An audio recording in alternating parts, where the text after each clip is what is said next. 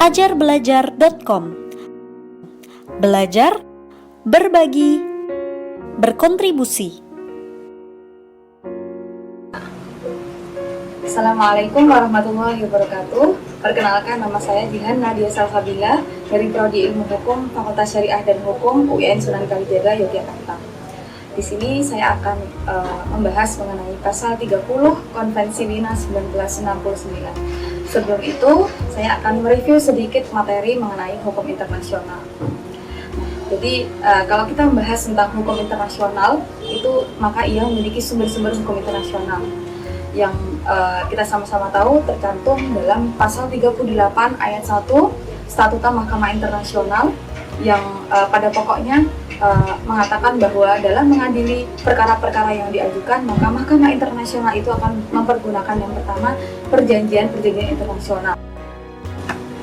Di dalam perjanjian internasional itu terdapat kaidah hukum yang ditimbulkan dari suatu perjanjian, yang mana dapat dibedakan menjadi dua, yaitu Treaty of Contract dan Law Making Treaty. Jadi Treaty of Contract itu memiliki sifat yang tertutup.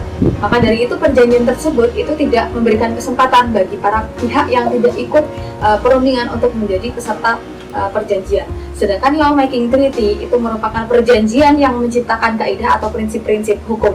Jadi perjanjian ini bersifat terbuka.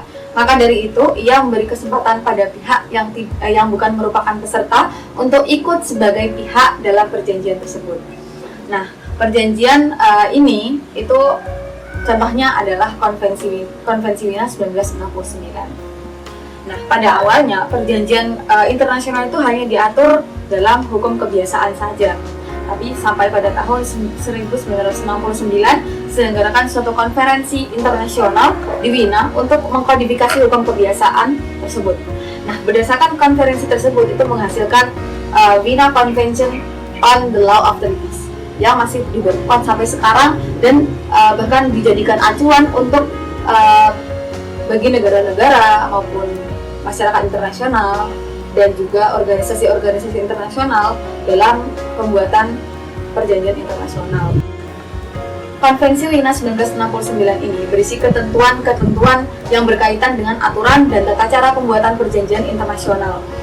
Nah, di sini saya akan membahas lebih lanjut mengenai pasal 30 yang berada dalam Konvensi Wina 1969. Jadi pasal 30 Konvensi Wina 1969 itu mengatur mengenai penerapan perjanjian yang berkaitan dengan permasalahan yang sama.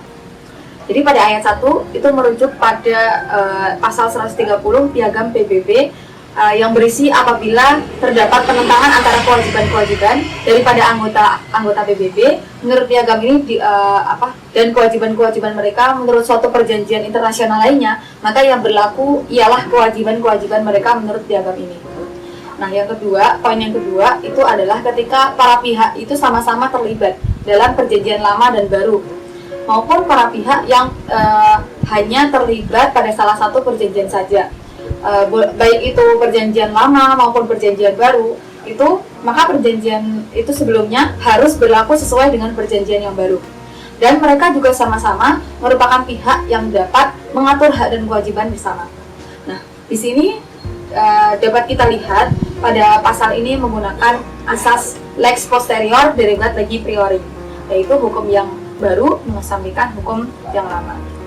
Sebagai contoh, yaitu pada UNCLOS, ada negara yang meratifikasi UNCLOS 1958, tetapi tidak meratifikasi UNCLOS 1982. Sebaliknya, ada negara yang meratifikasi kedua UNCLOS tersebut.